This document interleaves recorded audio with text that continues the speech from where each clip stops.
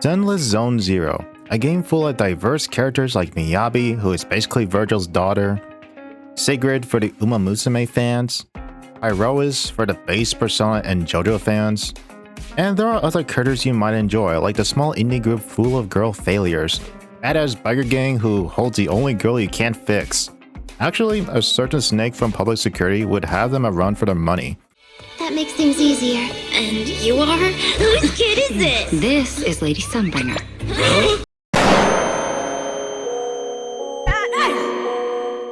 If that doesn't get you interested, then here's a universal language that everyone can understand.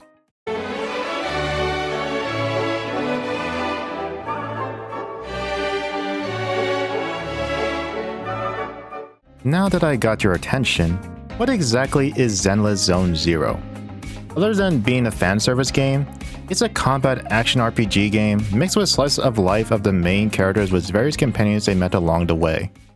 The main premise of the game is fighting and uncovering the mysteries of the Hollows, a calamity that has been eating away the people's way of life by ruining homes, families, in worst case scenario, turning them into monsters and hurting everyone they hold dear. Okay, so it's one of those types of games that like to showcase a bunch of tragic stories while also having huge fan service, right? Well, that's one way to put it. Sure, we have a girl who loses her memories from using a powerful weapon, a super soldier who sacrificed herself to save her sister from being discarded, and a swordswoman who was forced to kill her own mother to inherit the powers of the cursed blade to survive the fall of the old capital. Then we switch to the obsession of osmanthus rice cakes, burgers, and melons. While the game highlights the tragic stories, it also highlights the quirks and personalities of these characters, making them livelier and relatable. When we talk about the gameplay, it's a bit of a grind fest, but with all the quality of life it features, which I will talk about in greater detail later on in the video, I don't believe it's that much of a grind compared to other games I've played. The combat itself is pretty self-explanatory, along with it being easy to learn. And after seeing the songs, fan art, and the community, it sure is awesome to witness. Throughout the video, I'll be getting into details on each of these topics, so sit back and enjoy this video made by a ZZZ enjoyer. Now that I made a good summary on what the game is about, I'll talk about one of the core gameplay aspects in this game in detail, the battery system, which is then used for getting all kinds of materials like Denny's, boss mats, XP. Now, to many people who never played gacha games before, this would probably raise a concern because you're probably thinking, damn, so if I want to level up my favorite characters, I have to play every day to not waste resources? Wrong. Well, for the most part. Because while it's most efficient to make sure your battery never reaches the cap, the game is very forgiving in this aspect by having an overcap. By how much? 2,000 stamina while being able to hold 990 stamina up front, because all you've been doing is most likely just drinking coffee and logging off. So by the time you get back into the game and start grinding mats, you'll have plenty of stamina to work with to upgrade your favorite characters. But what if I told you that this is not the only way to hoard stamina? What if you can store excess stamina as an item in your inventory and being able to store 400 of these battery packs, which each containing 60 stamina? That's exactly what you can do right now thanks to the devs. This is absolutely player friendly, because you can plan out the timings of an upcoming or rerun character you really want to get, and then immediately start grinding out all the mats you need and getting all the best disk drives to make your newly acquired character at their strongest. The point here I'm trying to make is, this game put in a lot of thoughts in the types of players that they are servicing. It respects your time and gives you so much control on how you want to play the game on your own accord, and that's a main theme that I'm going to keep bringing up throughout this entire video. On to the main thing every single person should take into account before playing a gacha game is, well, the gacha of course. This is a make or break to anyone who cares enough about the rates, and this is where I need to put a disclaimer. You always want to assume the worst possible outcome when playing these types of games. So if you don't like gambling, it's understandable. But at least hear me out on this game's gacha system and maybe you can give it a second thought about it. Here in the gacha system, we have the standard 50-50 on the character banners and 75-25 on the W engine banners, which is basically the weapon banners in this game.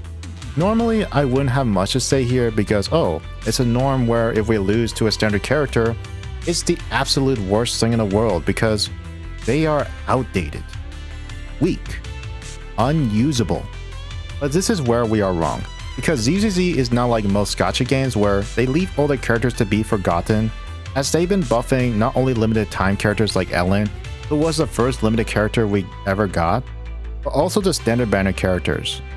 This is why I keep coming back to this game, because even if I lose to someone like Soldier 11, I wouldn't be so disappointed because now I have a fire character that is usable or amazing in endgame if you have multiple copies.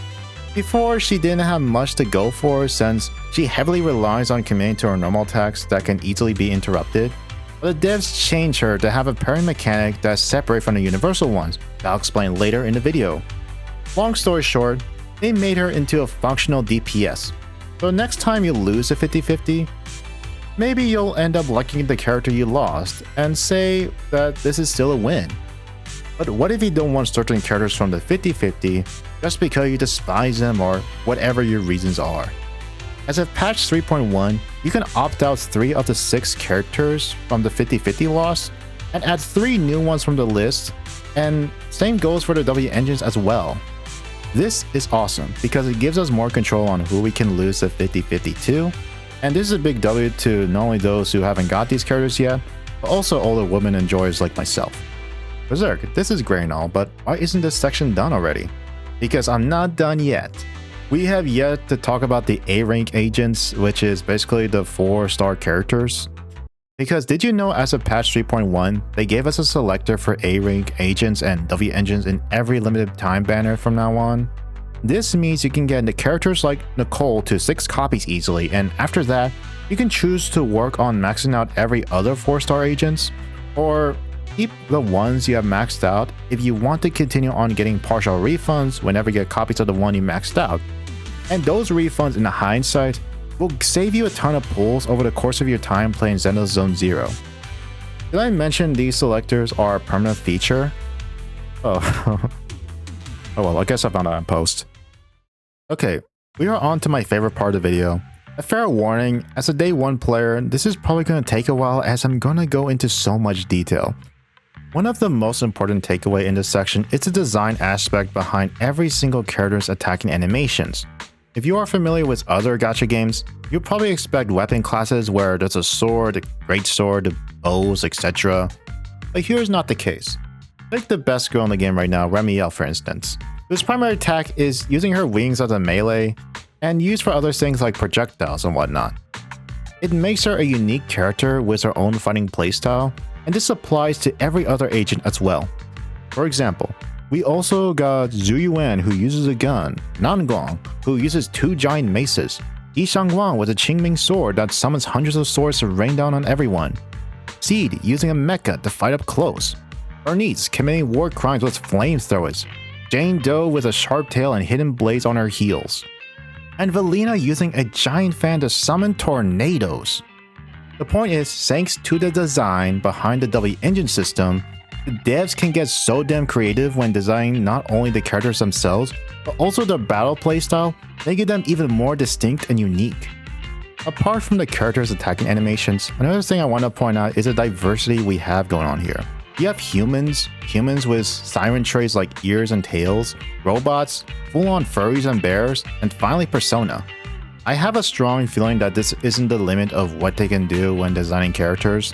With all these options open to them, I bet we'll be seeing something crazy real soon, and I can't wait for when that happens. On to the smaller details that makes each character more memorable. Norma's hat is a bamboo that she created, and if you don't know what a bamboo is, they're basically the mascot of this game, and they did a damn good job at that. This particular bamboo sees Norma as a mother figure, so when Norma falls in battle, it cries for Norma. Hey man, you take my word for it. I ain't land or die to see that for myself, okay? I'm not gonna get a clip of that. We also have Caesar who loses an arm at some point, but thanks to Billy, she got a prosthetic one that makes her stronger due to his advanced technology. And she is not the only one with such disabilities, as we got someone like Trigger having blindness. When having all of Angels of Delusions in the party, they will sync up with each other's moves, like Arya's Plunge, Nangong's Dive, and Suna's Selfie. When we talk about human mixed sirens like Jane Doe, You'll notice immediately when you see her idle pose that it reflects very closely to Rat's behavior, which is a great attention to detail the devs decided to put in. We also got more examples like Cecilia, who moves like a snake, and Nakamata for obvious reasons. Who's my favorite character, you may ask? Well, it's extremely hard to tell you who my favorite character is, because there's so many characters that are so well made, and before, I was torn between Zhu Yuan, Evelyn, and Yi Xuan. But now, a new contender arrived, and after beating the story and finishing the beach episode event, she's really pushing to be my most favorite ZZZ character of all time. And you'll see why when I play her EP.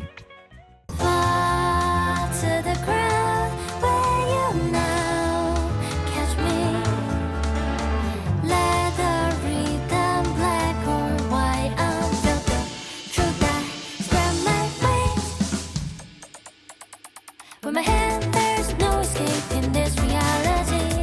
Step by step, remove the veil, seek me for who I really am. It takes two to tango, what is not enough. Strip down your ego in this fragile life. Real close, I'll lead this dance until eternity. Sway your back and forth again like a pendulum, it never stops. It takes two to tango, what is not enough. So keep on spinning, clock keeps ticking. Now say all you want about Remiel, but I gotta give it to ZZZ when they went all out on this woman, making her the most flirtatious character they ever made. A video of her dancing with both proxies and herself, the bickering while playing Q&A with each other, saving each other from death and loneliness, calling each other partner in crime, and finally having a beach episode that features her summer outfit on the same patch of her release? To be honest with you, the reason why I like Remiel so much is because of the femme fatale trope. Someone who is mysterious, dangerous, wanted by the law, makes me such familiarity on a certain character from another game I used to play, and Remiel gave me what I need right now. And that's why I not only pull for her, but her W engine as well. Guys, I think I have a thing for dangerous women. But enough about my personal taste. Right now, I need to talk about the combat.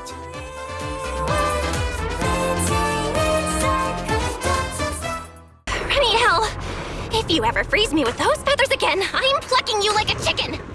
Now I'm not gonna get into the combat in that much details like the others, mainly because I don't want you guys to get lost, but I want to describe how great it feels and how easy it is to understand. The parry mechanic is applied for almost every character, making it easy to familiarize with.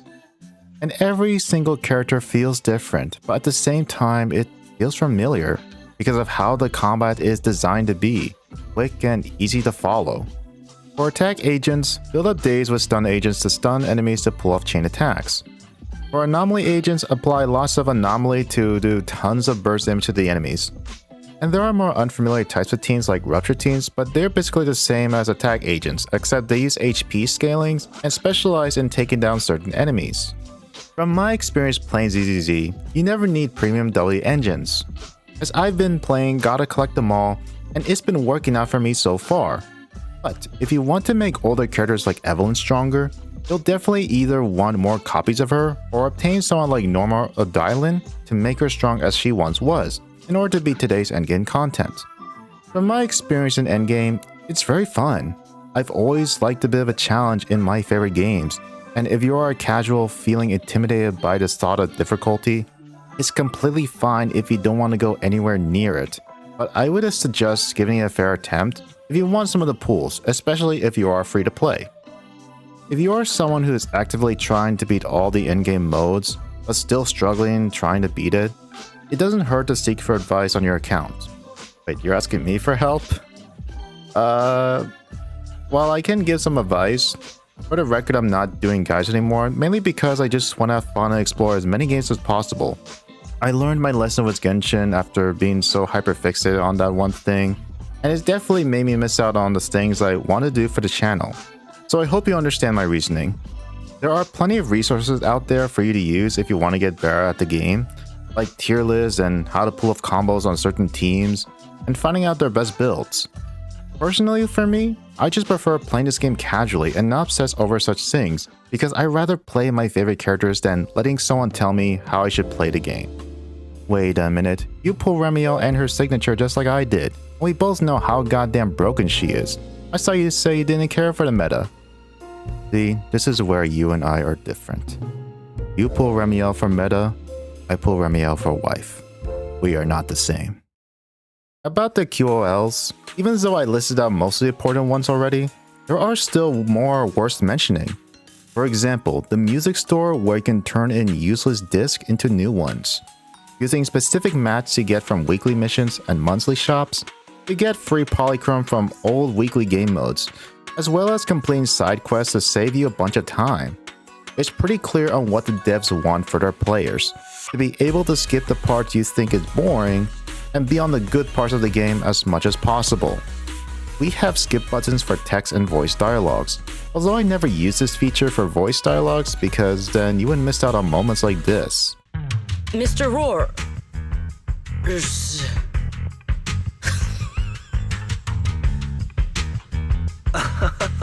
I know it's Mr. Roar, but, why plural? I'm pretty sure that was not on purpose in the recording studio, but they kept it in anyways. Also, goddamn it, Secret. Now I have to buy your summer outfit too on top of pulling you because of this. About the rewards, the devs made sure we feel rewarded for sticking with this game. This second anniversary, we got a 5-star selector of a limited time characters and their respective W engines for free. Meaning if you start playing now, you can get a head start on building the team you wanted. What did I use it for? I was thinking of getting Soldier Zero Ambi because I feel bad skipping her to save my polychrome to guarantee someone else I wanted back then. Now that she's conveniently buffed, alongside with owning Trigger and Orphe already, and with her being the only one I regretted missing out on back then, she was immediately added to my account. After building her, I had a lot of fun with the dashes, and it made me feel rewarded for sticking with this game. If there's a perfect time to play ZZZ, it's now during this 3.1 anniversary. Now onto the final part of the video, which is appreciating the music they made, and after that, putting out my final thoughts. When it comes to music, I'm no expert at it, but when I hear music made by ZZZ, you can tell they put in a lot of effort into making the songs to be amazing and iconic as they can be. These songs are so legendary that even the Bang Boos sung it together at this part of the map in Rose Scalifer.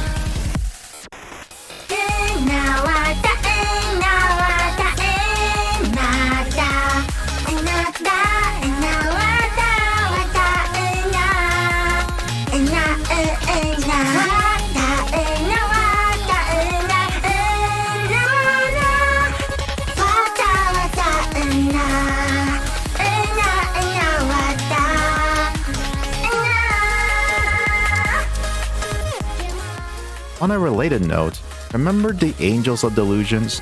They have their own YouTube channel and did a collab video with Remiel.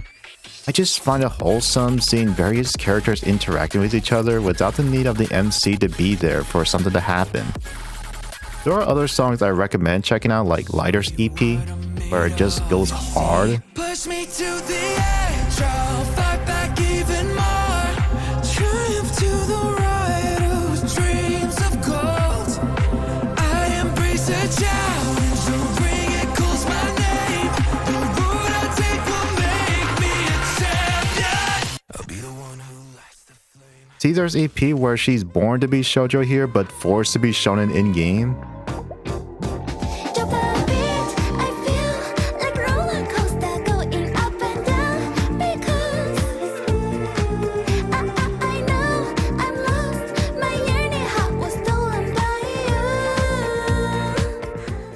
And finally Miyabi's, where the whole thing pretty much tells a tragic story of the Hoshimi family. 飛ばす雲を立てしはやがって光放つ果てなき闇夜にもつれた心は今 I had a lot on my mind when trying to figure out how to give my final thoughts, but what I can say for sure is that this game has brought a lot of joy in my life. From 1.0 to 3.1, I still enjoy this game fully despite other people's opinions about the game, like Koya's reputation of disappointing players. But for some reason, the devs here are built different. They not only make the game that's worth playing for a short time, but also long term as well. Remember when I said the game respects your time? This is the main reason why I advocate this game to being one of the rare gems in the gacha space that's worth playing. It's easy to pick up, the combat is satisfying, the story is so easy to understand, you can skip a bunch of stuff that you don't want to do or listen, they listen to players' feedback, the content is relatively shorter than any other gacha games I've played, which can be a double-edged sword for those who want more content to complete. But here's my take. I think a short and fun game is better than making the game unnecessarily long by filling it in with tedious objectives for the sake of longer content.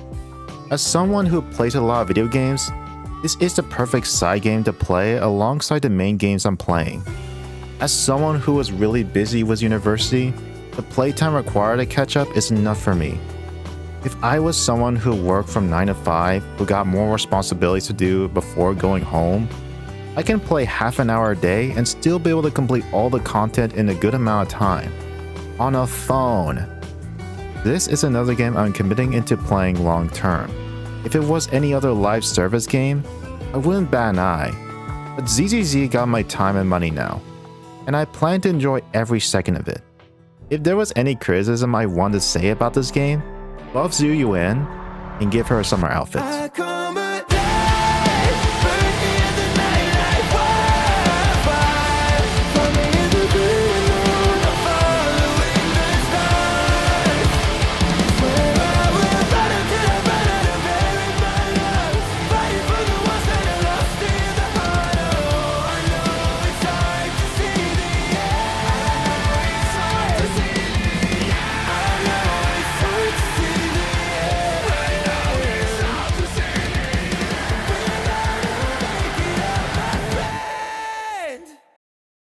That's everything I want to talk about in ZZZ. To my current subscribers on why I all of a sudden made a video on ZZZ than Genshin 7.0, it's because I enjoy playing different games. I felt that for a while I've been limiting myself on making greater content by not doing the things I enjoy. I think this video greatly reflects on that thought. I may come back to Genshin at some point, but for now I want to explore and test what I can do for the channel. So to those who are watching right now, what do you want to see me do? Something similar for different games, or keep making ZZZ content? Comment down and let me know. I have a small community in the Discord if you want to talk more about ZZZ with like-minded people like me. I wish you luck on your next 50-50 after watching this whole video.